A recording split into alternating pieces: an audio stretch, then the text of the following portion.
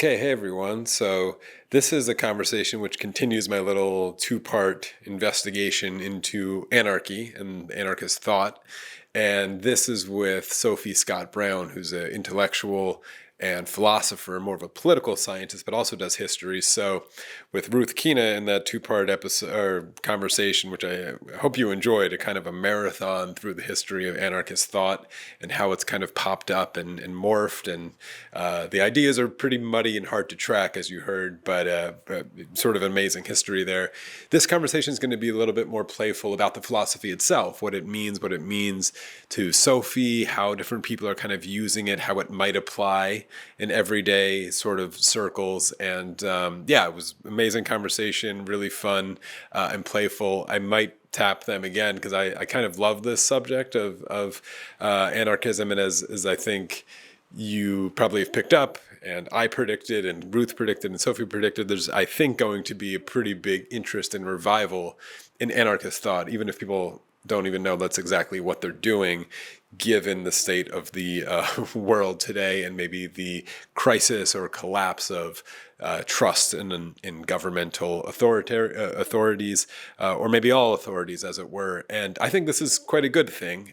So you'll hear Sophie and I teeter that balance beam between kind of the negative connotation of anarchy that we might be living through, but then maybe hopefully maybe rediscovering the actually rich, interesting, nuanced, I keep using this word, but I think it works, playful creativity of how to live and how to find each other again, a really humanistic version of anarchy that is going to become, I think, pretty interesting and important in the next decade or so, or maybe beyond. So enjoy. This is Sophie Scott-Brown and my continued investigation into anarchism.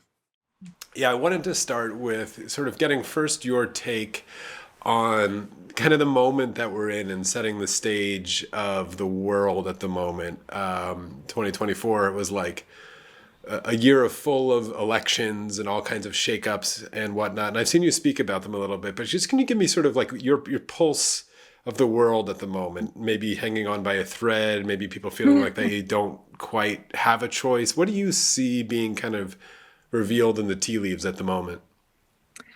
Well, I mean, it's tempting. We're living at a point where the language of crisis is very commonly and very widely used. And I suppose I often think of anarchism as a kind of lens that you can Hmm. look things at. And when you apply that lens to this situation, things look a little bit different. In some ways, it's interesting. People are registering a lot of shock that there's been a lot of kind of attacks or onslaughts on the so-called liberal order, the kind of which by that I mean the kind of rules-based, authority-driven management system that we're all going to get together, we're going to agree a system, we're all going to participate in it cooperatively and in a consensual manner. And this, for some reason, seems to be breaking down. Systems are not being able to kind of even really comprehend or necessarily let alone cope with the sort of problems that we're facing. And then we're having to deal with, therefore, kind of phenomena like the resurgence of the right Hmm. and right-wing governments, very authoritarian governments coming into power, something that, maybe the conventional progress narrative that still seems to kind of enthrall a lot of people had rendered impossible, that this was Hmm. something that we've moved far beyond, that it was never going to be something that we would ever return to, and that our future was very much going to be unfolding through the increasing development of these kind of international global governance institutions.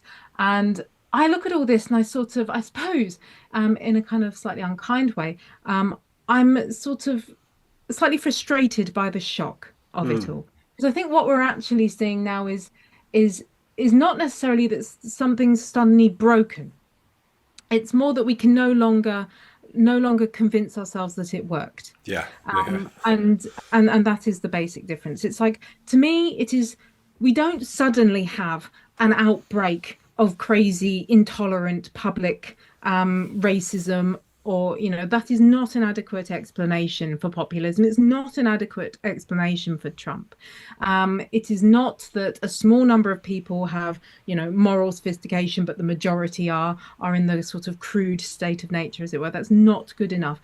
I have always For me, the liberalism has failed to be ambitious enough for democracy, and therefore it sowed the seeds of its own destruction.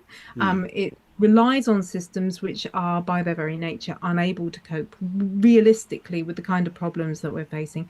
And that has reached a critical point where it's not only that they can't cope with the problems, but in desperately trying to survive, they're actually becoming more and more the problem themselves. So we've got an absolutely perfect storm of factors that is based largely on kind of an inability to be able to adapt to the reality of the world that we live in now. And Yeah. that is where I suppose my kind of anarchist philosophy kicks in and starts to give an alternative version Yeah. of the Amazing. reality that we're living in.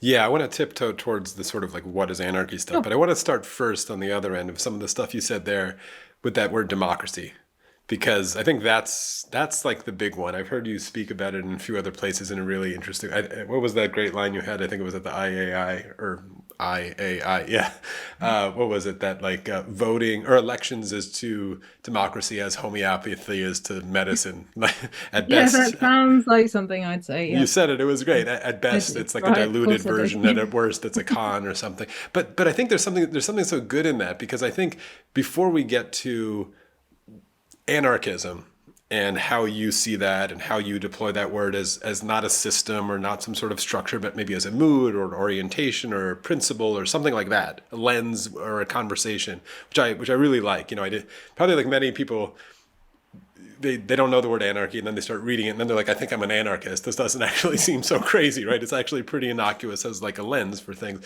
But before we do that, let's talk about that thing you said about democracy, because I feel like people walk around in their heads and they think, and I don't know how we've been fooled into this, but they think as long as I can tell if it's a democracy or not if people are allowed to vote. And that's kind of it. That's like the only measure of the thing. So what's wrong with that kind of lens or bit of analysis, and why, what do you think democracy is, and why I would assume you think we don't have it, even if we think we do.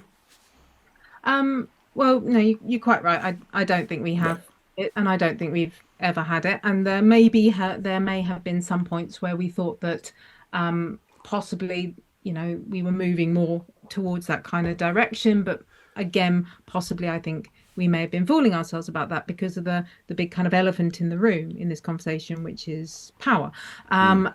and the extent to which we. Okay, so to scroll this back a little Yeah. bit and in the standard narrative, the conventional sort of formative narratives of political philosophy, as it were, there is this lingering myth.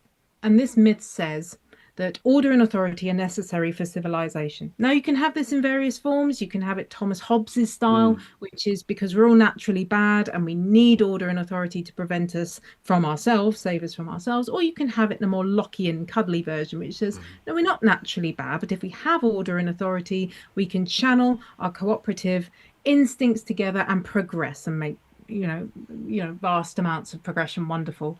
Good. In both cases, that's really, really problematic because it sort of manages to completely exclude the psychology of power from that. And the reality is, if you give a small group, one person or a small group of people, excessive access to coercive means of force and control, and therefore authority, which is the kind of how they justify and legitimize their authority over others, um, sort of to me it seems a kind of a very torturous sort of leap of logic to then assume that they're going to do that for the benefit that we assume that they're Mm. going to. So to bring this then back to this notion of democracy, first of all, a few things. So the kind of scale of democracy you've got now, the standard argument is always, oh, well, we need it because we live in complex societies and we can't possibly do that little village community direct democracy stuff anymore because that's not how we live. And that might be something I think that we're going to come to later, this Mm. question of Mm. scales and the kind of how that functions sort of in terms of quality of engagement and participation in democracy. But that's the sort of claim. So therefore, we use representative systems. But representation is such an inherently problematic concept. I mean, for a start, it just depends that every group of people is going to be sufficiently coherent and stable in order for you to be able to say, this person authentically and genuinely represents anyone's point of view. And that's before you even get to a party system wherein, sort of that's it's not just that the tail is wagging the dog anymore, but the tail is actually flipped turned around and sort of taken over the head of the dog or something like that, because the parties are now telling us what our interests are and then asking us to reflect that back at them. So at no point in the system that we've got are we actually doing what democracy kind of says on the tin, which is demos, the people, it's rule of the people. And then obviously you've got the famous expression, rule of the people, for the people, by the people, all that sort of thing. None of that is happening. In fact, all that's happening is we're deferring more and more and more and more responsibility and decision-making power outside of ourselves to the point where we're actually decapacitating, if that is a word. Let's say it is. We are actually disabling ourselves from being able and feeling confident and feeling even the ability, let alone that we have the sort of taste or the right to kind of make any sort of decision. So we're kind of through our sort of unquestioning reliance on the idea that we are represented and that we register our power via technologies like the ballot box, we've actually managed to talk ourselves out and away from a lot more power, from recognizing a lot of the power that we actually do have within us. That's quite good. I mean, I'll also add just to that, of course, not just the ballot box, but in the neoliberal takeover, Yes. it's the with your wallet, voting with your wallet or voting with your feet or whatever. And And a this, lot of yeah, these are very, sort of without wishing to sound like tinfoil hat conspiracy right. theory style, but these aren't quite deliberate strategies. It is actually, kind of sort of well-known management technique that in order to defer people away from the actual kind of power that they might actually exercise, you give them contained little spaces to sort of vent their feelings, to sort of get rid of the sense of feeling excluded, make people feel that they've been part of something. And it doesn't have to therefore result in anything that's sort of authentic or meaningful, but it does sort of it's like a little contained explosion. Yeah. I want you brought up power there, so obviously that you said the elephant in the room, and that is the elephant in the room, I think, in the anarchist perspective. But I'm a little confused about it. I keep bumping into Thomas Hobbes. I think we all are, right? We're like kind of living in his shadow in many, many ways. For Today is the age of Thomas. yeah, yeah, and I think in the intro I'm going to kind of do that because it really is, and I've run into it in many of the many philosophies that and political structures that I have. At base, you just hit this kind of Thomas Hobbesian shrug and this consequentialist utilitarian argument that falls out of it, encapsulated over and over and over again in sort of the Winston Churchill, the worst of all the systems except for all the others, whatever that famous quote that he kind of said. I think he said, what is that famous quote? Democracy is the worst political system except for all the Or the others. I don't know. least worst or something like that. Whatever. Yeah. Something winning like that. Yeah. Yeah, we get all these different expressions of this Thomas Hobbes things, but and then I guess I'll slip this one in there a little bit early, but I've heard you describe what calling yourself an anarchist commits you to, and it's rather simple, two propositions, but the one proposition is just, would you say being opposed or skeptical? Maybe opposed, but opposed to any permanent power structures, and that word permanent is the underlined one. But in there, I sometimes I have trouble threading that needle away from Hobbes. If you catch where I'm going, because Mm. obviously the word permanent is this like, well, if we have some sort of emergency, I don't know, climate change or anything, or even I think. I don't know if it was a real example or not, but Chomsky used to write about a rabid raccoon in his neighborhood biting all the kids or something. And he's like, you know what, I'm going to call the cops eventually because they know how to do this thing. And he did the math and he's like, I don't think it's un-anarchist to just solve this problem using the structures we have at hand. And I get that, but the dog, giving power to the dog catcher, I guess there's some Puritan anarchists who would be like, slippery slope, you can't even do that. Don't even start that. But most are not quite in that regard. But how do you, because you brought up power again there before, of like, this is a question that I'm just putting to maybe devil's advocate while, is there a sort of Lord of the Rings style inherent lust for or lure towards power, that power corrupts absolutely in some way? And so does the anarchist in your vein allowing for or just being opposed to permanent, which inherently then allows temporary, power structures. How do you prevent those temporary power structures from convincing you that there's always an emergency, they're always needed, this is always temporary forever? Because doesn't that also seems Yeah. to be a bit of the moment we're in now, where every crisis is forever, it's the war on terror forever, and you just need this Yeah. for now. I mean, how do you respond to that? I have trouble bringing those two together without ending up where Hobbes did. Yeah, I mean, the thing is, it's like, so the first thing I distinguish, I mean, the first, what leapt to mind as you were talking just then was obviously the pandemic, where, Mm-hmm. in Britain, certainly, and I think this was the case in many, many other places, emergency measures akin to the kind of measures that are brought in during a war, which incidentally is why governments love war so much, because actually it gives you a pretext and a Yeah. context to quickly and very quickly recede civil liberties. And that's when you start to really realize, I think a lot of people, because obviously the pandemic's the other element, which didn't discuss Mm-hmm. quite so specifically earlier, but it's been the other element in our kind of political world right now, because not so much that it was a shocking and, obviously very difficult, traumatic time for a lot of people. Yes, it was. But what it showed up was Yeah. just quite terrifying about the patchiness of different kinds of who's included in the great, so even some of the wealthiest and richest polities in the world, the limits to their sort of inclusivity, but more than anything else was just all these civil liberties that we have, especially in the so-called liberal democracies, which obviously take it upon themselves to criticize anyone who is not, anyone who's just being a straightforward, ordinary, Yeah. upfront dictator is subject to our moral condemnation. But what it really showed was, that these civil liberties are actually kind of more akin to royal indulgences. You may have Mm. this for as long as we feel like it. But when Yeah. we don't feel like it, it's gone. So the first thing I'd say in return to, in reply to your provocation, which was completely right, and it's a really tricky sort of thorny issue, but the sort of the impermanence that we've been hearing about, like we've got to do this for now, Yeah. and also for now, but also for now. Oh, and seeing as it's already in place, we'll just do this too. That's a sort of a language of impermanence that's actually functioning in structures that are entirely dedicated to permanence. And permanence is such a kind of integral part, again, of the conventional standard political imagination.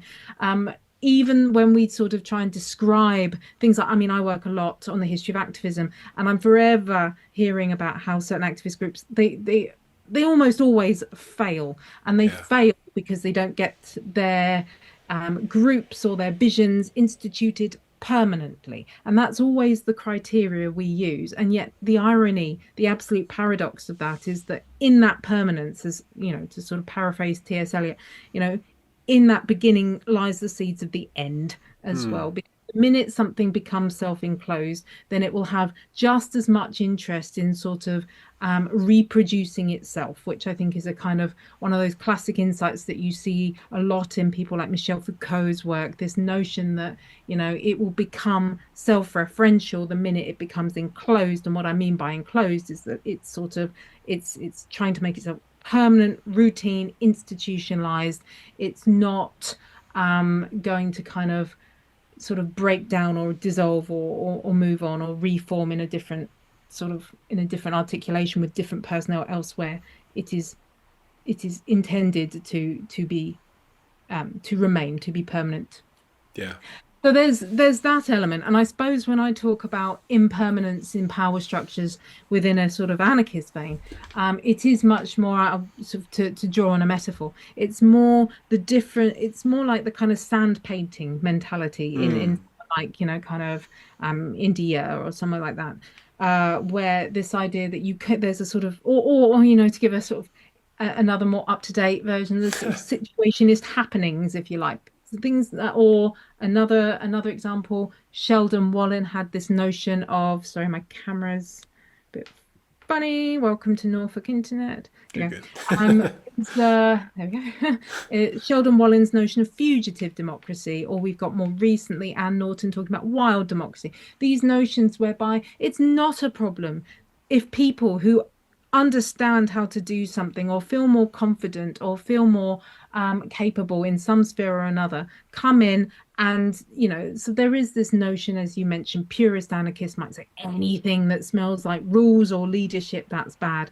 I don't agree. I don't think, and I don't agree not because personally it's just my taste not to agree. I'm quite happy for the dog catcher to catch the rabid dog. Not a problem. Don't feel I need to share that one.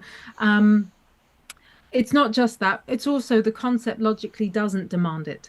Anarchy, this the objection to permanence and this idea, I think we could maybe think more deeply about this notion of enclosure, because when something is enclosed and it's not a kind of fluid open system with inputs coming in and outputs moving out, and that sort of kind of ecological metaphor is another way to sort of think about it. But when it becomes enclosed, especially when you start thinking about politicians and what that then means is that it becomes higher stakes to succeed within that system. If that's all you've got, then you start over focusing. The system becomes the reality, and it ceases to be able to deal with sort of information that's not going to conform to the way it structures its logic of thought or its kind of methods or mechanisms of practice.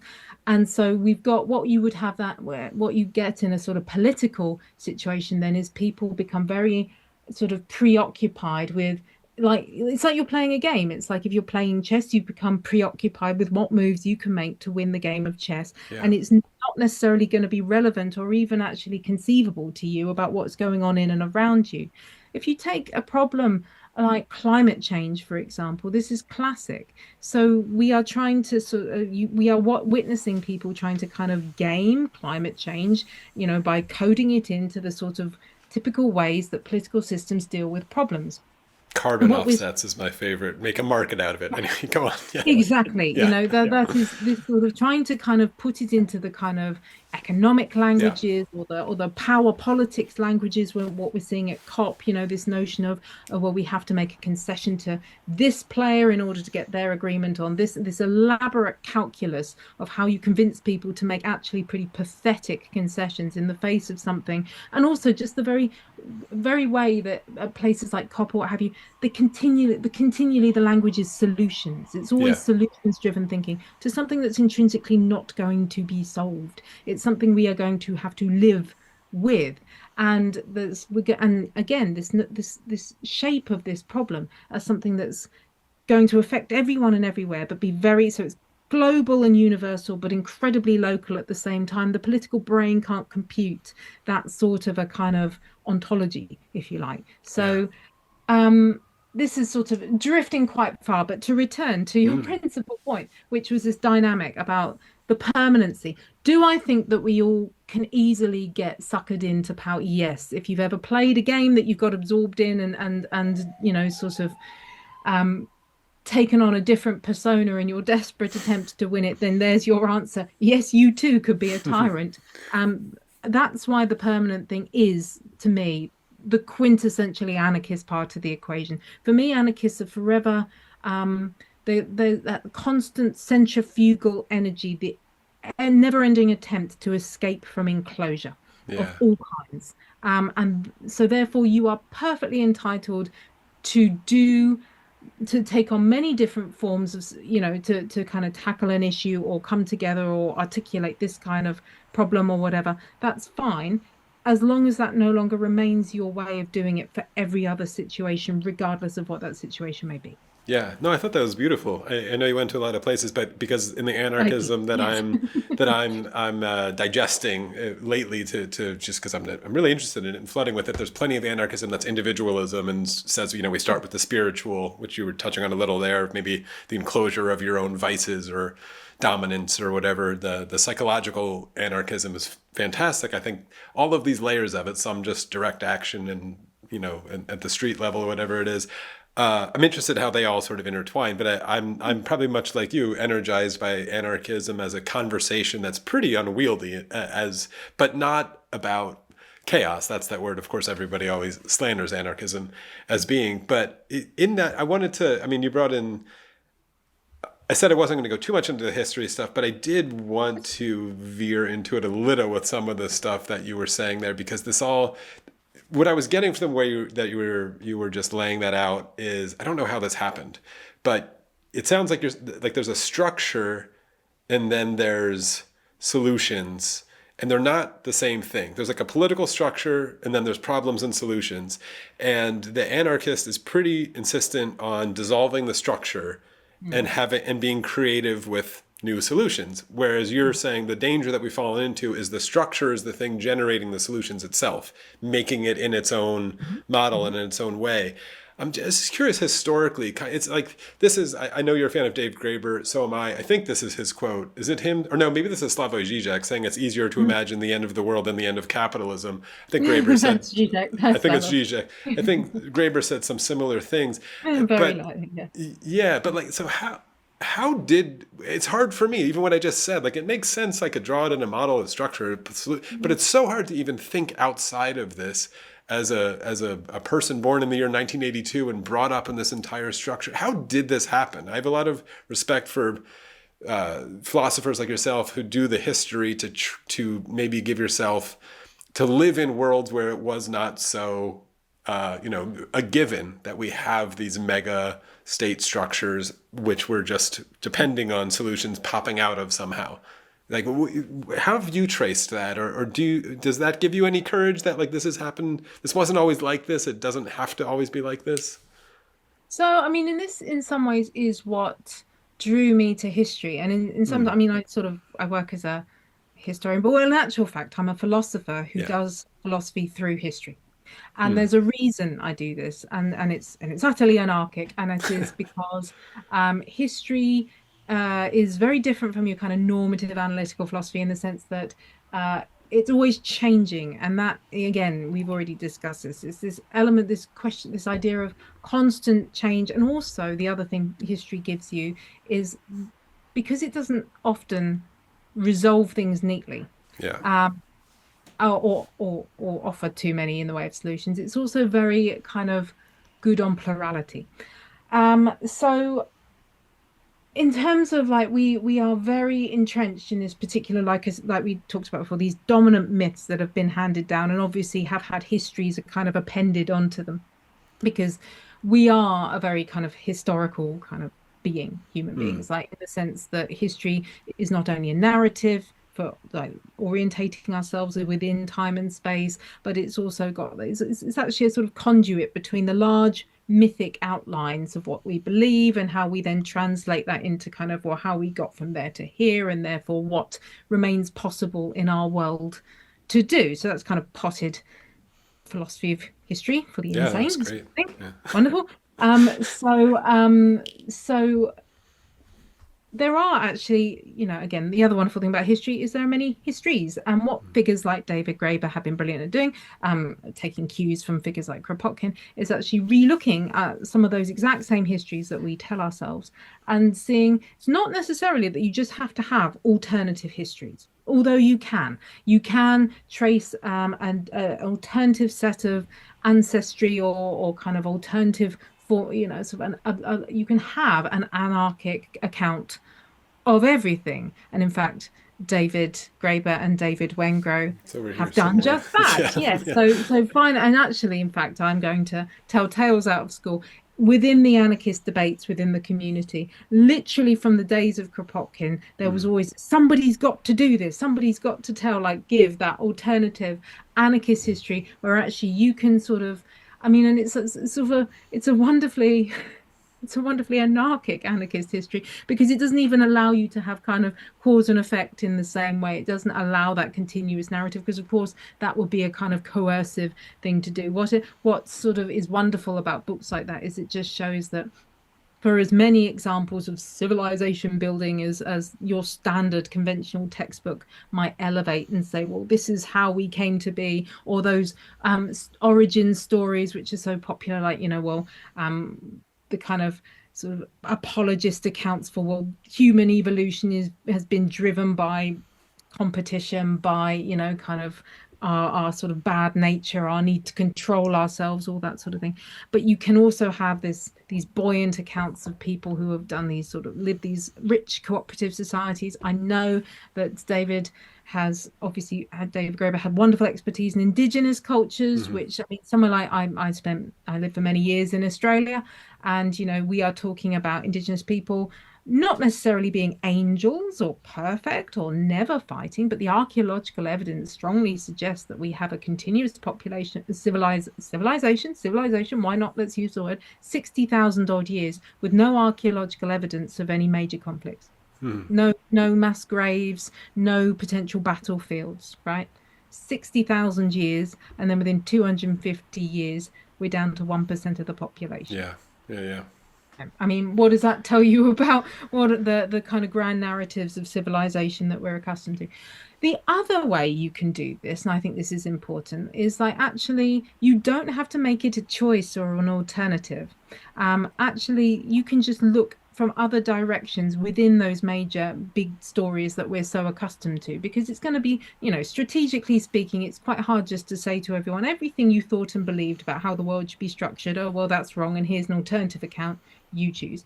That's got its value. But actually, the important thing to think about is the only way those mega structures have survived is actually because people are a hell of a lot more anarchic than actually they could possibly be even be remotely conscious of. And this is the kind of anarchism that most interests me. It's the ordinary, everyday, simple ways that we just cooperate, or we do something without coercion, or we do something voluntarily, or we improvise a response to a situation. I sort of I've been a bit slippery with my use of the word solutions. I think quite often, instead of just thinking in terms of problems and solutions, a lot of anarchic activity is more just improvising responses Hmm. to I like that. reframing. If rather than seeing something as a problem, well, you just, it's a reality we have to deal with. How are we going Yeah. to do that sort of thing? And so you get within, not even in the gaps and the cracks, because that used to be another favorite. We must look at these sort of subaltern cultures which have somehow managed to form little mini micro communities, kind of within the gaps of these structures, but actually just absolutely in the plain old ordinary everyday. If we weren't all a little bit anarchist, I'm pretty sure we wouldn't actually survive most of the time. Anytime a major disaster happens, it is always our ability to improvise, collaborate, cooperate Yeah. spontaneously, and then to leave it at that and not institutionalize a new kind of parliamentary system that gets us through. That was great. Yeah, I way back, I was at the beginning of the pandemic. I interviewed Amanda Ripley. I don't know if you know her work. She's not a philosopher, but she wrote this incredible book, more of a journalist, called The Unthinkable. I know it's all about what happens in a disaster, and yeah, incredible book. But I was talking to her at the beginning of the pandemic as sort of a slow motion disaster, and now one, which was a bit of a problem. But I love that point that you make often too of anarchy in a disaster, because I feel like most people have kind of experienced it for better or worse when stuff goes wrong, and people sort of spontaneously, as you're saying, no one tells them what to do anything. A lot of people just improvise how to solve a problem, get together on the street. I mean, there was a car Yeah. accident that I heard from my window one night. I happened to be shirtless. I wasn't yet pantless. I was on my way to bed, and by just hearing it, I ran and grabbed a pitcher of water. But I don't know why. I thought like maybe somebody needs water down there. But by the time I got to the street, there was like seven people trying to help and get together and like do their thing. And I feel like that's very natural thing to Yeah. do. And then we didn't all take each other's numbers and make a bureaucracy out of it. We were done, you know. Take a vote, yeah. Yeah, yeah. But also things like, right now we're facing an astonishing cost of living crisis. Now, again, this is one of those things I'd say, oh, we're all now seeing the crisis, but Yeah. actually, for a lot of people, crisis has been the norm without being able to legitimately use the word for a long time. And how do they survive? Well, it's, black economies, as it were. You loan, you swap, you exchange, you share, kind of we focus on food banks, but there's a whole myriad of little micro practices that are the difference between people getting through the day and people not. But even out of the disaster context, I mean, how, do you ever use platforms like, sort of we have Gumtree or eBay or stuff like that, Yeah. those spaces where, people discover that they are still perfectly capable of being active agents within an exchange or negotiation. We've got, I mean, this is the crazy thing. You do not need to be a special kind of person, to kind of be a perfectly effective anarchist. Yeah, I'm going to put a pin on that because I'm sensing a question in my head about techno anarchism and Elon Musk and Mm. crypto and stuff. But I want to table it because I Ooh. think it's a big conversation. Because there was something else you mentioned before. I want to try to get real weird and existential philosophical here because I think Right. it's kind of Go my for it. bag. But when you brought up the Aboriginal example, Yeah. and this society that for tens of thousands of years the archaeological record shows, let's call it stable, let's call it whatever it is, but generally egalitarian and peaceful. And it's not the only one. The book, by the way, I'll put it on the screen. It's there. It is, The Dawn of Everything. It's an incredible Yes. book, and it's sort That's of it's like an anti Yuval Noah Harari, Jared Diamond alternative to their exactly. history. Yeah. And it's fantastic. I mean, full of great stories like that. But of course, the kind of like Steven Pinker response or the capitalist libertarian response is like, well, those Aboriginals, good for them for having no war or whatever, but like their technology was garbage and they couldn't figure out, the kind of, I don't know, great irrigation or whatever that they point to, or they didn't have Uber, whatever they point to, right? So anyway, that's a toy example. But from the existential question, and this is my sort of anarchist brainstorming, is like I love the again, we haven't even, if I haven't gotten your word of attitude or lens Mm. or whatever you call anarchism, but the conversation space of anarchism and the kind of principles that start the conversation of being open-ended and creative. I love the idea of maybe building an impermanence to the solutions from the start as a pretty big feature. Mm.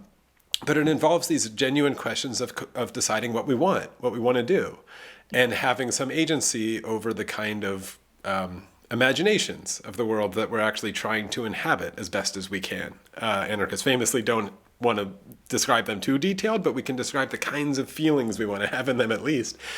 And I think there's something to that with the Aboriginal question because, I don't, I've been, this is kind of my hobby horse lately, and I'm putting this other essay video together of this. I just can't get it out of my head. This polling that I think Fast Company did it, asked like every generation a question about technology and their relation to it, from Gen Z all the way up to the baby boomers and whoever else. And across the board, every single one responded in the vast majority, I wish I could go back in time before we were so plugged in. Right? Oh, Like, really? right? Like even the younger kids, 67% or whatever. But you get on any subway or in the metro now, you walk down the street, you would never know that. You would never see that by looking at their behavior. And I think that's a genuine flaw in the kind of capitalist libertarian thing. But in the anarchist question, this is the question to you, and maybe you're getting it or sensing it, is like, I wish we could have these conversation spaces to Mhm. decide what kind of world we really want. Sure, the Aboriginals didn't have a space program, but is that actually the kind of world that we're trying to inhabit? Who said that we've decided that this direction of infinite technological progress existentially is the kind of universe or world that we want to inhabit? So I'm just going to put that on your plate existentially as like to respond to the technophiles who might scoff at the Mhm. Aboriginal Sure. society for being so peaceful, but kind of cute and quaint. And, let's see what happens when we give them a, Nintendo 64 or something. Utter conformity immediately. Yeah. Um, Yeah. Bhutan is an interesting example of that one to pin also on the side as well. If you've kept your eye on what's happening there. Anyway, I don't want to yeah. derail it to Bhutan, but go on. Well, no, we should derail to Bhutan at some point. But so Sounds it's a just a good couple of song. Okay. caveats to cover myself. So there's no, so I mean, there is a tendency, and it's a sort of kind of recurrent issue. So I'll just hit it right on the head in anarchism. Like there can be a sense to slightly over romanticize or idealize indigenous people, not Yes. for being technologically Yes. advanced, but obviously, I mean, even among Indigenous Australians, there were very mixed patterns of egalitarian equality between genders Yeah. and what Yes. have you. And there Perfect. was obviously we understand all this, and in some senses, it's important to remember that what Indigenous people are kind of, and this is, again, it's so you have to tread very carefully to avoid actually indulging in another kind of exploitative practice, but I mean, it is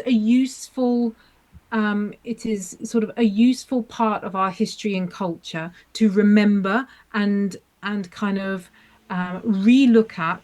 because for years and years it's been marginalized or denigrated. And it does lead us actually more accurately to the question you're trying to ask, which Mhm. is, well, how do we know that we've made progress? Right. And it's that how we feel. So we're being told that we're making progress, and technology are like synonymous terms. So the next thing I'd say to that is actually technology and progress are not remotely connected. In some ways, what technology, I mean, this is again going back to the fact that we've become quite locked in to closed systems. Now, obviously, the media can hear people in the background sort of going, well, what is a system? That's a very abstract, nebulous term. Actually, it's not. It's quite concrete in how I'm using it. It's networks of interconnecting institutions that may not be perfectly coherent, but basically function ensemble to legislate, to shape and legislate the way we live our lives. And technology, our notion of what we need and what we need to do more of, bigger, better, faster, has been entirely kind of mediated through those sorts of systems. I mean, the classic one for me is farming, something like that, and the idea that the only way we can produce food for large populations is by this large mass scale industrial farming. And so therefore technological advance means anything that can do this idea bigger, better, faster, quicker. It's not that we've actually understood better the different kinds of ways we can access nutrition in, and we it's not like we've kind of sort of encountered new frontiers of how we interact with the more than human world in doing so. So we've actually intellectually, we've not really expanded much laterally, but we have just gone very deep into how we get more quicker. Yeah. So, and you can apply that across the board. So, with kind of transportation, we haven't really, okay, sort of obviously it'd be lovely if we'd all been serious yogis and we'd learnt to kind of astral project ourselves to where we want to go. But at the end of the day, all that is kind of all that we're doing in all these kind of technological spaces, all the way up to AI Yeah. nowadays. We're basically taking the human things that the human body does, eat, walk, think, talk, and we're just doing them more and quicker. Yeah. But in doing so, we're outsourcing them from our own bodies. So there's a H.G. Wells story, The Time Traveler, Hmm. where he meets basically, and I like to think H.G. Wells is a little bit anarchic in his spare time, maybe. And he imagines this sort of group of kind of people who sort of they're the elite, and they're the elite because they've basically outsourced all their functions, human functions, out to technology or to other things or to other kind of, or in this case, to kind of a lumpen proletariat slave class sort of thing. And what they've done is left themselves as kind of incredibly just, they're nothing. They're vapid, they're stupid, they're completely vulnerable and defenseless. So a lot of this technological advanced stuff, I'm just like, okay, yeah, look, and this is not me. I'm actually not a Luddite. I'm quite happy to use a lot of technology because, of course, it is convenient, but it's more convenient than it is in a kind of expansion of our human experience, Hmm. really. It's an amplification of things we were already doing, but it's not really a kind of a more profound expansion beyond that. When you come to kind of technological sort of leaders like your Elon Musks, who often have been connected with ideas of libertarianism, even anarchism. Well, the problem is figures like Elon Musk rely actually, what he wants is the freedom of the city, as it were, or the freedom of the system. And a lot of his liberties depend on being able to exert excessive coercive force over other people. So yeah, it's not anarchy that we're dealing Hmm. with there, because anarchy kind of it's the idea that anarchy is just doing what you want kind of assumes that the system that allows you to identify clearly what those wants are and why you want them, because it will give you more status, power, pleasure, whatever it may be.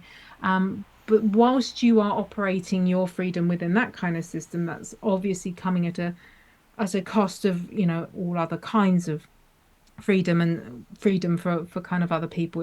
It's reliant on there being coercion, and that's fine for as long as you are the biggest bully in the playground, but one day you may not be. So it's a very unstable form of liberty and freedom. So yeah, I'd say your Elon Musks of this world want, kind of the liberty to take liberties in the system Hmm. rather than to have liberty as a state, as a sort of as a condition Hmm. beyond that. Um, yeah, all right. So how do we want to live? Yeah, okay. So that then also maybe leads us slightly close to this idea of the status of utopia in anarchist thinking. Sure. Is Yeah, that yeah. something yeah.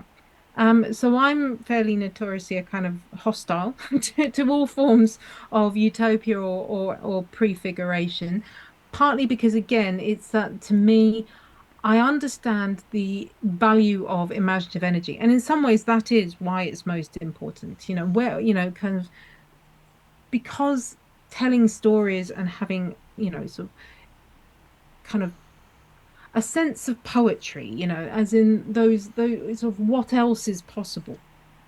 Um, without having necessarily pinned it all down in kind of hugely rationalized reasoned terms. All that's very important. But I think, there's a sort of there tends to be a preoccupation amongst anarchists for that kind of alternative design. This is the world we'd rather Hmm. live in, rather than, I mean, to me, I think that anarchy's at its best when it's in motion. It's again coming back to this constant movement and motion rather than saying, kind of, we rather this than that. Having said that, utopia as an energy, as a creative energy, as a form of resistance, especially in very, very difficult moments where we're not simply not getting access to any other kind of meaningful alternatives, then yeah, it's got a function to play. Yeah. No, I think that was good. I mean, I was thinking of the movie Wall-E, if you've seen it while you were talking there. It's one of my favorite Pixar films, but it's, I mean, I guess, yeah, I'm thinking of the techno utopias because I think, ironically, what you were sort of hostile to there, which I am as well, is actually a criticism not of maybe there's some anarchists making the same mistake, but it's the assumption of what progress is, like you said, which is technological advance. I don't know, the story about technology liberating the human animal from labor to one Yeah. day, I don't know. I don't know. I don't know what it is, but it's some sort of techno utopia where the maintenance of the world is just taken care of by robots and the human is relegated to some other space. I'm not convinced that that is the world that we want. It doesn't seem that we're participating in it. So I mean, maybe this seems like maybe a not the cleanest line to this question, but in my head, it is of just what is freedom? You're using the word liberty, and I think freedom in interchangeably there. I'm curious if there's a difference there, Mm. but what does freedom then even mean to you? This seems to be, it's the buzzword for everyone of every political stripe. But how do you, as an anarchist, then describe freedom, which I presume is your highest ideal? Wow, yeah. No, I mean that's surprisingly sort of tricky because there's the kind of I've got this sort of historian's Yeah. urge to tell you, well, it's got many different meanings in different contexts to different people. There's no sort of final definition. But Yeah, I on the want to. other I want hand, to know what it's it means to also you, like Sophie the in person. some ways, Honestly, yeah, yeah, in some ways though, that is my answer. I yeah. mean, freedom to me is an endless, it's more the endless journey to it, the flight to it, as I like to call it, Hmm. the endless hope of possibility, I suppose. So ironically, I kind of, for me, freedom has to involve the freedom to be free from freedom as well, to I be love it. free from any one final definition. Yeah. It's sort of, it is it's a centrifugal impulse that, to kind of, which I equate in my kind of own personal constructed sort of spirituality. It's a sort of the life instinct, that kind of Stephen Gould's notion of the kind of richness of abundance that Hmm. we live amongst, and that sort of instinct to plurality is just that kind of utter pleasure that things. Some people feel very intimidated by the not being a final answer, and it's much more reassuring to think that there is a theory that's going to link everything up. or a final solution. But I suppose a lot of my anarchism is driven from this personal kind of um, utter joy at the idea that, nothing is necessarily fixed or permanent or singular. Yeah.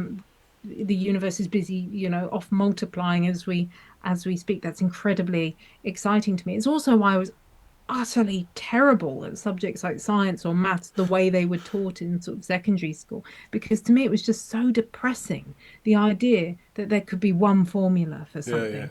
But this, I mean, and I used to, even when I was playing chess as a kid, right? My brother was an excellent chess player, but we made the terrible mistake of getting chess set with little people on it. And I always wanted to tell the stories of all the different things that the little people did when they weren't playing mock war with each other. And obviously, this was unbelievably frustrating to my brother who wanted to move, pawn to L2 or whatever it was. So yeah, okay, But that fully pawn admit is a that, nice guy who owns a dog, and how could you just kill Exactly him? right. He's got context. He's Yeah. got Yeah. Yeah. context. He's got responsibilities. He is more than just your pawn. Um, Precisely. You can see why this ended in quite a few sibling squabbles. Condolences to your brother. Yeah.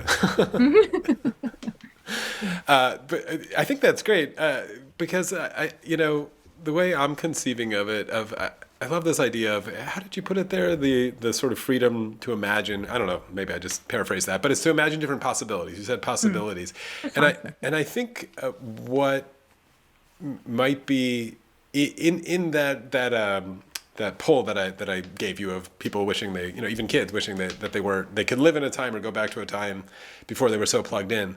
I think what's happening in there, and this is why anarchy will, and I'll put this on your plate too. I think anarchy is going to draw a lot more interest in Yeah. the world that we're in now. Count me in as one of these people who just recently entered the door, and I'm like, hey, I like this thing. I don't think I'm the only one, but I think maybe spiritually here, there, what I'm talking about, or societal with the technology and all that, is the possibility of direct human contact. Anarchy seems to be about people talking to people, dealing with people, getting to know people, solving problems mutually, of course, whatever that Mhm. means. And in the structures that we all have, of course, it's very physical with our phones like this. There's this layer between you and the person across from you, whether that's an economic layer where it's a cashier or whatever it is, or I mean, a lot of them are economic these days, or it's a social level, or it's some sort of business hierarchy, whatever it is. I think that people maybe are sensing this kind of, obviously this loneliness epidemic or whatever, even when there's all these people around, of the alone together kind of phenomenon. I think, I don't know where I heard this story. I think my wife told me it once, may have been in Europe somewhere, but of this cashier or something. I think they were working at the McDonald's. This may have even been in Russia. I don't know where the story was from. Maybe Germany. There was a cashier at McDonald's who was always smiling at everyone, really friendly, just like working his job, smiling and doing this job. And this guy went in every day, and he saw this cashier smiling. He liked McDonald's, I guess. And then one day they were on the public bus together. He was taking the bus, and then the guy, he recognized him. He's like, oh, the cashier from McDonald's that I see every day smiling at me. And he sat next to him, and he smiled at him. And he's like, hey, it's me. And the guy was like, who the hell are you? And then it's like this crushing, like, we've been smiling at each other every day for weeks, but all of those smiles are mediated by this other dynamic of competition in that sense, or I need something from you, or we're told to do this thing. And I think the anarchist impulse is at base, and why it's sometimes so frustrating, it feels frustrating, and it's even violent, is like, for me at least, it's getting to the point of like boiling over, of just wanting to strip all this shit away between all of us humans, so we can do this together. And when you pointed out the disaster moments or the car crash or whatever, like, we have these sparks, and I actually think those are some of the most heightened feelings people have. Yeah, Like, they remember those moments. Even 9/11 was terrible, but the week after was amazing for people, including that morning of like rushing into that and helping, and people with bottles of water, whatever they needed to do on the street. Those are like times I feel like we remember we exist and we're alive and we can do things. And so I don't know, I'm putting that out there to you of like, because of the pawn, your little cute story about the pawns and seeing them as people, I think that you were a little budding anarchist, because the anarchist insists that people should be seen as people and not social security numbers or consumers or whatever. I don't really have a question there, but you can riff on it. Yeah. No, no, no. There was, I mean, that was so full of like some really interesting ideas. And so I'm gonna come at this from Yeah. a slightly cutty angle, but because I think it'll pick up on some of the things we discussed before, Yeah. especially about, kind of anarchy as an ideal and anarchy as natural practice that we could live by. And I think you're completely right. Now is the age of anarchy. Welcome to the age of anarchy in multiple senses. Um, Yes. Yes. of the conventional, not so good sense, and also of the hey everyone, actually we've got a real possibility here that this is this the and even better that this isn't something you need to defer to other people or to tomorrow. This is actually something right here in you, in your hands, right here and now. But before then, okay, so this idea that anarchy is sort of about returning to this scale of humanity or the human scale of living, of interaction, all that Yeah. sort of thing. Because it's true. The only way you can remain, the reason we have these huge impersonal permanent structures is because the argument has always been that when you have these large populations, after a certain point, you can't do things cooperatively. In fact, this is one of the areas I work on, the history of group theory and group Mm. dynamics. And the rule of thumb, and again, in the spirit of pluralism, who knows what we might discover tomorrow. But for now, the general rule of accepted wisdom is that any groups larger than 10 are not going to achieve that ultimate balance between collective cohesion, so your ability to act together, but also whilst retaining individuality, like the ability of everybody to kind of put in meaningfully and be recognized as a person as well as a group member, and maintaining that wonderful kind of um, sort of synchronizing that duality effectively. If you go beyond 10, that starts to get difficult. If you start trying to have to administer to mass society, then obviously you need these big structures, large rules of thumb that are supposed to cover every eventuality, and you need permanence because people have to rely on the fact that they're going to be there, generation after generation, and so on, because that's what instills upon them that sort of longevity, instills upon them a sense of authority. Now, one way, another crazy metaphor for you, having just said how terrible I was at science, here's a form of science I quite like. I think of anarchy as the quantum mechanics to regular politics is Newtonian physics. It is quite literally a quantum politics in the sense that it works on the micro. It functions by these kind of spectral assemblages. So something that happens there has an unexpected link to something that happens somewhere else that we don't fully understand, but probably because we're not trying to, or not open to. Um, and it is sort of inherently pluralistic, so it can actually have it can contain contradictory facts and truths about how we live together and what matters to us, and we don't have to choose between them. They do just coexist. So in some ways, it bears an uncanny resemblance to a kind of quantum sort of mechanics model of science. And it also reassures me that even though, yes, I do think anarchy does need to always sort of operate in some sense on small human scales of interaction, which obviously then leaves me incredibly vulnerable to all those kind of worldly wise realists who say, well, that's just not the world we live in. And I'm like, well, actually, it is. It is, because as we're discovering in the physics realm, don't underestimate the micro. It can do unbelievably, incredibly powerful things. Plus, any one of these big systems, they are protected by the fact that we see them as systems and we treat them as these large aggregates, and we endow upon these aggregates a kind of sense of agency they don't really have. Now, you heard me earlier apologize for continually using the word system and trying to explain in a bit more detail what I meant by system, but quite often you'll hear the system, whatever. What does that mean? A multitude of sins gets hidden by these large collective words, which we assume take on some sort of kind of behemoth or leviathan type character. In fact, any system is actually a sequence or a chain of micro interactions. Now, okay, that might be incredibly arduous to have to break that all down, yet that is on in one sense what they are. Now, yes, they might have a kind of ultimate output or effect that is a collective product of the system, but they are also a chain or a sequence of micro interactions. So anyone that says that you can't upscale micro interactions is wrong. Yeah. That's the good news.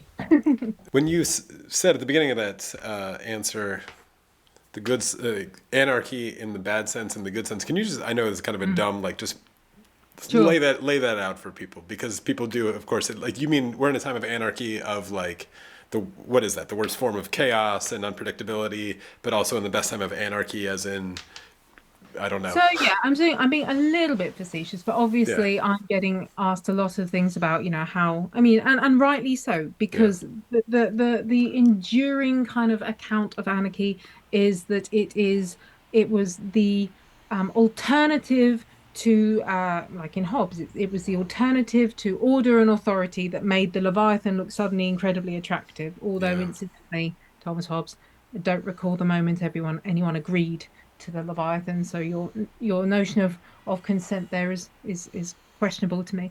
But so this notion that anarchy is just volatility, chaos, violent, usually attended by quite a lot of violence. And when I say that, we're living in an age of anarchy in two senses, in that kind of conventional, normal use of the term, we're seeing a kind of situation where an American president gets up in the morning and if he doesn't feel like doing what the, sort of international order has told him to, he doesn't, he doesn't he doesn't do what his own judges tell him to. So we are talking about something you just, it's a highly volatile, very unpredictable. So all the things that we've often assumed that we need for progress, all the criteria, predictability, having this order and authority is in order to give us predictability, which gives us control, which allows us to make, kind of plans, which then come to fruition and so on. That is the nuts and bolts of progress. But now we've got someone who, and again, in some senses, this helps us to understand a bit more about this moment that we're living in.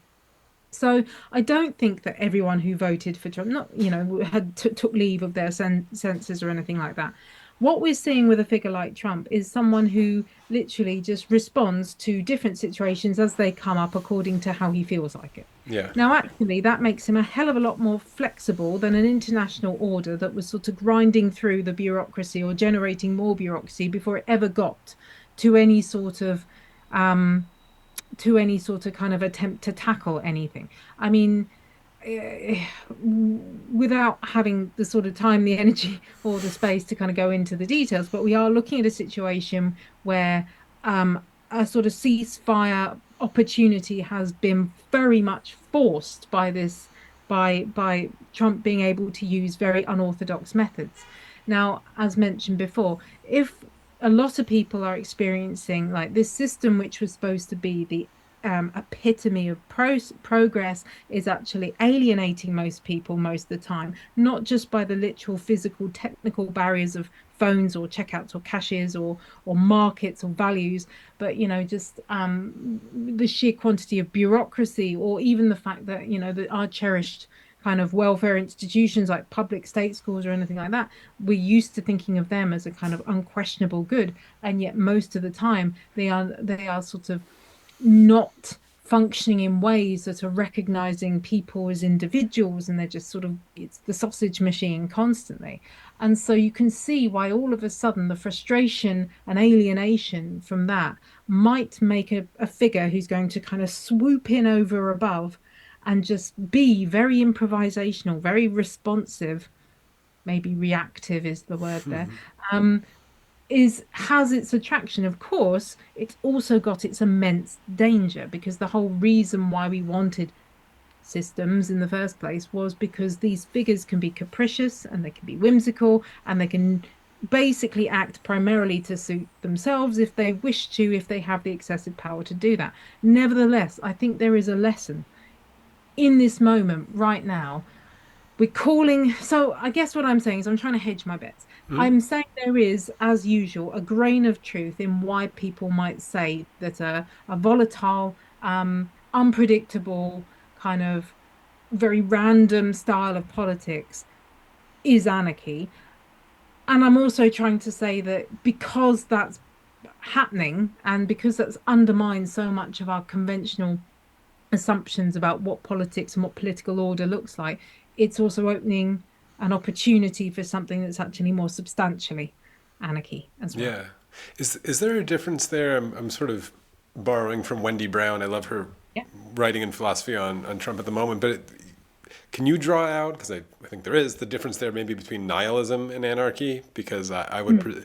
because I think they're different. And Yeah. I mean, I think the Trump moment is a sort of we're out of ideas, nihilism, maybe post colonialism, whatever we're calling this age that we're in now, saying the quiet part out loud, exposing power for what it's always been, just being a little more brash. I think there's truth in all of those descriptions, and it's a nihilistic thing. It's like the story of the systems that of the Leviathan have fallen, and where the mask is off the Leviathan. But can you parse those two things for people who want to know that anarchy is not nihilism? It actually. Well, it's got both and it Okay. needs both. And that's really important. So for me, there's always, so basically, I think, this could be the moment where I unveil what I actually think anarchy is. Yeah, yeah. I'm still working on it, by the way. It's a work in progress. Obviously, I leave the possibility open, There you go. um, cover myself all bases. But to me, anarchy is like I said, I've sort of already used metaphors like it's a quantum politics, and it is very much a kind of actually, I mean, you can attitude, outlook. It's a way of thinking about and seeing the world, which is actually incredibly different because it basically it's like it's sort of a kind of a kind of critical dialogue with the world, like that's kind of constant, but it works on two levels. On the one hand, you do have a sense of it being permanent protest in the way that that's the only thing that's permanent about it. Can I just say that it's always complaining or it's always protesting? It's always got that lens. It's like it's a sort of power-seeking missile. Like wherever power's up to something, or it's starting to get a bit too comfortable, or it's starting to get too enclosed. Anarchy is just this constant criticism that's kind of disrupting it, not letting it settle down, not letting it bed in, not letting it become routine. And that even means that anarchists have to, and the history of the movement, as I'm sure you'll discover in your various other conversations, is that anarchists just constantly arguing with each other like Yeah. no other. I mean, if you thought the left was fragmentary, wait till you meet the anarchists. Like these people, like is the anarchist sort of annual ball that they used to have in London was more of a just a kind of like miniature civil war, basically. Um, so there is this sense that anarchy is just constantly trying to kind of criticize power, all forms, all types, all kinds, all of the time. And that is nihilistic in that sense, where it's sort of almost saying that anything you try and do is going to be doomed, Yeah, yeah. But if you just left it at that, then yeah, it would have a value, but it would leave you in the same kind of position as like the open society liberals, right? And this is something that Samuel Moyne's been very excellent and outspoken in criticizing. What you got with figures like Isaiah Berlin or Karl Popper was a situation where, because any positive assertion of, well, let's do this, could always end up in a kind of sort of a retraction of liberty in some other quarter or in some other space. That sort of, the kind of upshot was, and I mean, obviously Karl Popper's theory of falsification was very much that it's not just that you should be critical, you must be like missionary with your criticism. You must go out and find why something's wrong all the time. It's not just that you're a little bit skeptical, you're like very actively out to do so. And that left them absolutely no leg to stand on in terms of actually defending the actual democratic values that they did all passionately believe in. So your other thing in anarchism, the other side of it, there is, of course, more than one way to criticize. On the one hand, you call out, you confront and you call out power, and particularly power when it exceeds its boundaries or when it sort of encroaches into spaces it shouldn't be in. Call it out. But the other way you criticize is pluralism, right? You drown something, you flood something with multiple other possibilities. Now, this is what I think of as the constructive side of anarchism, and the two have got to be in constant play. Because otherwise, you've got something that's very critical, but it's basically paralyzed itself, or you've got something that's very positive, but it's going to contradict itself. So the basic policy is you're allowed to criticize constantly, because I've never met an anarchist who doesn't like moaning yet. certainly I've got that instinct in me that, I'm just never satisfied, even with my own idea. I've always got to leave open the possibility that I'll come up with something better. But then at the same time, do that. What other possibilities are there? And this is where I think anarchism really has a kind of advantage because its instinct is, you know, if you keep generating other possibilities, not only do you live in a much sort of kind of richer and more creative kind of animate world, but you're also doing the best thing you could possibly do to actually ensure that power doesn't ever start to kind of coalesce or coagulate or extend, kind of beyond reasonable or specific application. And that's because, those instincts, which are very familiar within liberalism, classical liberalism too, that how do we control power? We break it down, we distribute it so that no individual or no group can ever gain an excessive amount that they can then apply forcefully on and above and over others. So that constant instinct to disperse, to redistribute, and you do that not by simply criticizing power formations, but by forming lots and lots and lots of different kinds of alternatives, lots of little small experiments in how we might be otherwise. I haven't touched on the history yet, and I think you're working, is it an upcoming book about what you're Yes. calling the first Cold War? Is that right? I want to learn about that. So that's pre-US Russia tension. Am I getting this No, right? no, that's bang on. I mean, I sort of I've called it many things, but basically, I'm focusing on, it's largely about the 50s, really. Oh, okay. So it's not quite. So what I'm trying to deliberately do is look at the Cold War at its most dismal, and not the 60s where everyone erupted into different kinds of activism. I'm more interested in the kind of activism that was happening in the 1950s. And so what have you found there? Yeah, yeah. Yeah, well, that might seem odd. The book is called The Radical Fifties. Yeah, yeah, I know. And the whole point is that for me, again, with this sort of anarchic lens, I see that decade as being quite kind of analogous to the moment we're in now, in the sense that uh, it was becoming very, very clear that the conventional or received ideas, political ideas, like within socialism, what equality meant, or within conservatism, what exactly are we conserving, especially in the face of kind of the affluent society and the rise of America. The 50s also see the acceleration of decolonization and, the collapse or the when I say collapse, what I actually mean is the rearrangement of empire from territorial forms to kind of political economic forms. A lot's happening, a lot sort of starting to break down. And it's that creative process, which I think, again, this anarchic energy in me loves that process more than the kind of after effects of it. When people are tentatively still half using the old infrastructure, the ruins, if you like to channel Walter Benjamin, the ruins of these old languages, these old vocabularies, and they're trying to kind of reconstruct them with new and different meanings. So actually, what you get is a heck of a lot when you look at activist culture during this time.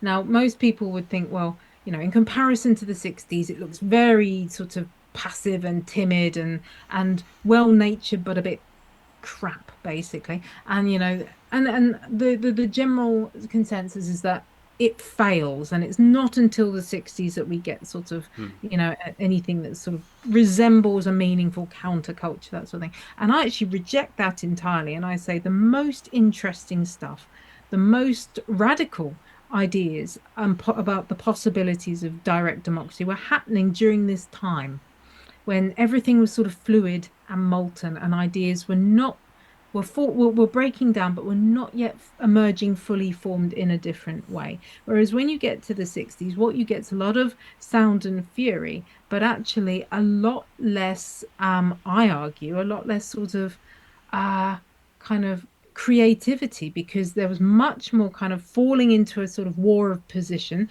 I'm this ideology, I'm that ideology. And the most creative kind of political thinking that was happening in the 60s, particularly late 60s into the 70s, was in the women's movement, feminism, and also amongst sort of critical race or black movement, because actually they were in the same process. They were figuring it out, this sort of trial and error approach to politics. So yeah, the book is looking Hmm. at anarchists and fellow travelers' experiments in democracy. Interesting. I might put this one back earlier because I realized I wanted to ask you when we were brainstorming about anarchy and what it might look like or little things and some of those. I did want to ask you about cryptocurrency. I don't know if you have thoughts about Yeah, it before I ask you, but I want to yeah, ask, yeah, I want to ask because I'm not orange pilled. I think that's the word that some of them are using for the Bitcoin stuff. But I guess you can't help. I'm trying to avoid the kind of describing the society that anarchists would build sure. if we could do it. And currency is always the one that I run into. And Dave Graeber, who Yeah, we've mentioned now, wrote this incredible book called Debt. That's yeah. amazing. And I think I'll say this: the only time I've ever been able to walk myself through a thought experiment of a society deciding to go to war is Mm, always through the lens of currency. It's the only mm, way it makes sense. I think it's this mm, mm. insanely and currency manipulation, and then you always you're on the border of conspiracy theories when you do that. But it's the only time when I can ever make sense of awful things that states will do to people and vice versa is through the lens of currency. I think it's just like wildly under thought about. And I have to admit, I'm a little bit taken in by the idea of the crypto anarchist or whatever. In theory, I guess in practice, I haven't really seen how the hard drives can work or whatever, but the technology does seem to be interesting there. Because when you're talking about these tiny groups of societies, groups of 10 or whatever, as these scale up, that are functioning well and living how they want to live or whatever, the idea of trade and currency amongst more than 10 people is this obvious thing that people are going to want to do. And then immediately you start running into, well, we need a bank to just keep all the stamps or whatever and Yeah. insure it. And pretty soon you end up generating the same problem that you were trying to escape if you're not careful. But cryptocurrency does seem, in theory, to offer an alternative or a way for people to actually do that themselves and to be able to scale this of like uncounterfeitable transactions between people that actually scales in theory. Again, we haven't seen it in practice yet. No one's really taking, you can't, I think you could buy a pizza with cryptocurrency in 1999, which would have scaled up to a couple $1 billion for a slice at this point, which is pretty hilarious. But they were trying to prove you could do it. But I mean, can I just put that on your lap as a bit of a like boost, maybe in the anarchist daydreams that we could do this?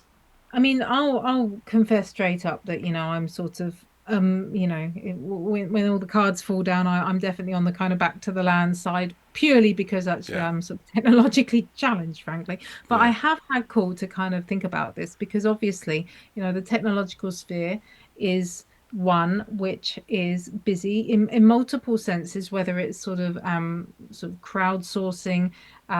of crowdsourcing funds or information, or it's sort of kind of commons use technologies or common sort of access, sort of open access sources, like even things like Wikipedia. All these have in them sort of a kernel of anarchic credential and yeah, possibility. I suppose my first sort of general and generalized response is that very much like, I mean, like some of the things we're seeing on the right, there is occasion when maybe less than scrupulous people get somewhere because they use this language of libertarianism and yeah. they can use it actually better and more effectively. And it's tapping into the desires that you've, as you rightly say, are seem to be really percolating at the moment. And therefore, directing them towards a particular outlet, which may or may not in itself. I mean, and I suppose, yeah, that's the kind of answer. I think there is every reason to suspect that something like, cryptocurrency, um, something like cryptocurrency could very well be Yeah. an anarchic technology, like social media can be a social, but it can also not be. I Yeah. mean, with the cryptocurrency, I think in a more substantial and structural way, it's got really interesting possibilities in the sense that it tries to operate. It doesn't, as you're describing, doesn't rely on an issuing authority. It uses a sort of distributed consensus model. My one issue there, again, the awkward anarchist in me says, Mhm. the consensus model, sort of it's still tapping into those notions that something's good if we all agree on it, and therefore it's sort of that's the basis for its authority, sort of thing. So, again, I kind of think the other thing is there is a sort of desiring me to avoid pinpointing any particular kind of technology as a prerequisite for the anarchist revolution. Because in some ways, if you wanted to be more anarchic, here's the wonderful thing: cryptocurrency's one thing that exists for us now, but actually the kind of anarchy I sign up for is that if we want to be more anarchic, that's actually going to involve us having to kind of improvise or figure out other kinds of things that we could do or ways that we could interact and exchange later on. So just continually sort of coming back down to we're going to need this tool or this technology. Again, we're back into the kind of dangerous situation where now people actually design their farms around the tractor rather than the tractor suiting the farm, to bring Mm. us back to a nice agricultural metaphor there. Nevertheless, I think, I sort of, so I guess it's just this idea that we approach these things with kind of slightly sort of Yeah. qualified optimism. It's good that they're there, and it proves that certain things which I'm constantly criticized for, the kind of accusations or charges of idealism, and that, how could I possibly imagine this functioning in a complex society? And now I do have means of saying, well, this technology exists, blockchain technology, Yeah. which manages to keep a record of things, even things like AI. It's normally assumed that I'm going to be negative about AI. In fact, absolutely not. In some ways, AI proves the anarchicness, it proves, it validates, it dramatizes the anarchic mind in action, right? Because what it does is in a very orderly way configure and reconfigure and reconfigure and reconfigure data. In the process, it doesn't just reveal possibilities that we didn't know were there within latent data sets, but in creating data sets, it then generates more possibilities. And what you have with the potential of AI is to see this world where there's multiple ways that we could construe it, some of which actually directly seem to contradict each other, yet have to coexist with each other. So in some ways, it's like literally we get to watch anarchy in action as a thinking process. The Yeah. problem is we're watching it and we're not doing it. Yeah. And then we're back to your issue of we're having a sort of anarchist voyeurism moment where we're watching all this technology kind of proving that it's all perfectly possible, all this kind of networking, rhizomic operations, cooperation. The thing is, the bloody tech's doing it, not us. So that's what I'd say. By all means, use whatever tech you think can work for you, but do turn up to your own life as you do turn so. up turn up to your own life. Okay, last question then, Sure. we did kind of do it backwards, which I think was cool about what anarchy means. And to you, is anarchy a philosophy? Is you're using Mm, anarchic as an adjective a lot, which I like. Is yeah. it best used as an adjective? Like, Yeah. yeah, what is it? And then what do people? What are your two tenets? Like, what do they need to, or you, in your version of it, commit yourself to call yourself an anarchist? Because I think the door is much more open than people think to this Yeah. description. Philosophy, adjective, to me, they are fairly inseparable terms. I mean, it's a philosophy in the sense it's a sort of philosophic cast of mind. Hmm. Um, it's not a sort of, it's not a doctrine, it's not a blueprint. It's a kind of, it's a way of thinking rather than a body of thought. And that's why I continually, I do prefer it, I personally prefer to use it as an adjective rather than as a noun, or sometimes I use it as a verb. I'm going to anarchize this idea Yeah. one way or another.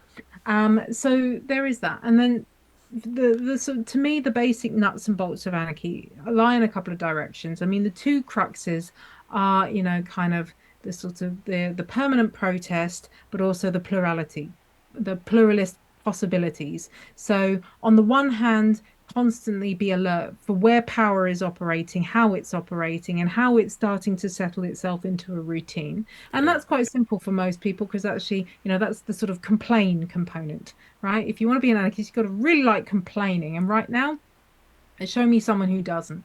But then the second part, the constructive part, that's where you connect and create, if you like. So complain, connect, and create. The second part is, all right, well, if you're going to complain, you've also, for every one complaint you make, you've got to think of five other possibilities of ways it could otherwise be. That's the Those are really 1 to good. 5. That's the Yeah, ratio.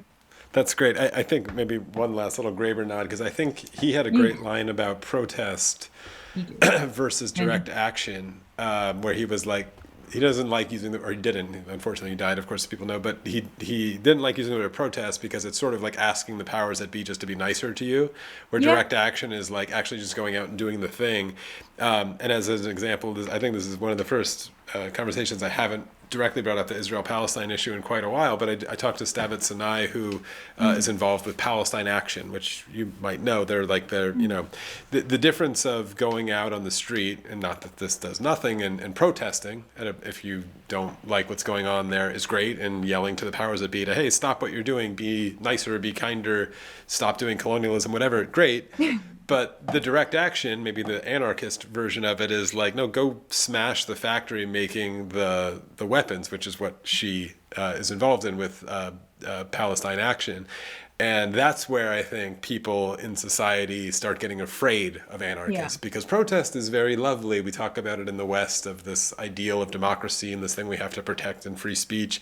There's conversations happening about that very lively in America on the Palestine issue at the moment. But direct action is a bit of a threat, and maybe that's the one where you give a very welcoming kind of open door description of anarchy. But I want to throw the edge in there a little bit too. If there Yeah. is this edge, and through the history of let's do something about Hmm. it, which can be, of course, breaking down factories if that happens to be the direct action, but it could also be like, let's go build a commune and trade and barter if we don't like the currency, and stop complaining about it. And I've just always, I enjoy the, I guess maybe I'm ready for that, right? And maybe that's what you're sensing in the world too. People are ready.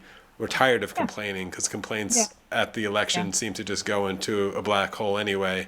And so maybe we are ready for some direct action, which doesn't need to be violent, anti-state, abolish the state action. It could be direct action, like you said, of go solve it yourself. You're probably more powerful than you think, with you and your five neighbors who also want to solve whatever problem it is. So Sure. that's my pitch. Uh, that's a really nice way to put it. I mean, I do see a value for protest in the Yeah, sense that, I mean, in the same spirit as sort of sociologists like Charles Tilly and Sidney Tarrow have written about the rituals of contentious yeah, politics, and those aren't to me facile. They have a value and a function, because actually quite a lot of the time that they are the mechanisms through which people do start to think more deeply. And like yeah, I said, a lot of the work I do is looking at activist cultures, and people come in to politics by being outraged, and everyone's got their moment, right?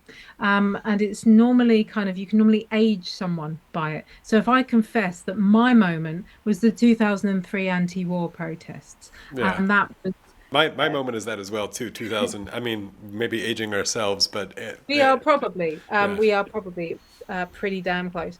But yeah, it wasn't that necessarily I thought the government were going to change, but that was a kind of, it was a public ritual in the sense that it was an absolute yeah, kind of being part of something like that, or whether your moment was Occupy, or whether your moment's now the Palestine um sort of campaigns. Whatever it is, there is something like that. It's a social ritual which says you crossed a line and we don't like it. And that's, but it's also a personal one that says to me that any illusion I might have been under, actually, it's not necessarily that the protest didn't work, and it can go like that. People can then become disenchanted. But to me, it was like suddenly, any kind of illusion I might have been under, that line was enough. So it's got a value in that. But yeah, anarchism's far more known for its philosophy of propaganda of the deed or direct action. Um, I do think that people tend to associate it with the kind of civil disobedience style, like the kind of disruption to property or the damage to private property. And I personally kind of don't have a conceptual, necessarily got a conceptual problem with that, but it's not my personal style. I don't really like. To me, those are kind of they're kind of acts of violence, even if they're not actually. Um, Directed at us of another living person or another living entity.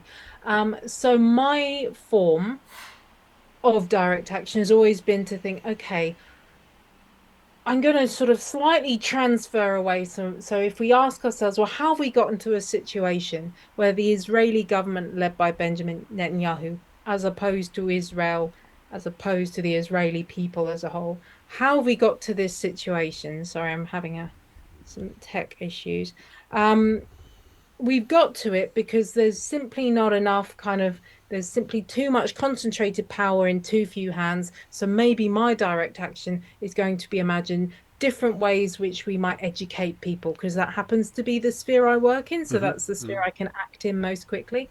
Or it might be, kind of how do we imagine different ways where we can do business, because that's the sphere I happen to be in and that's what I can do quickly. So for me, if you're outraged about a situation like the kind of the violence that's being perpetuated in Palestine, absolutely sure. In some ways, though, possibly I mean, that is a problem which, unfortunately, we are in a world where we have to contend with these power structures as facts. So whilst we're trying to imagine alternatives to them and experiment with them and keep, sort of keep that kind of alternative culture alive, it's possibly not much difference, frankly, between shouting on the streets with a placard and smashing factory windows in terms of the long-term effect you're Yeah. going to achieve.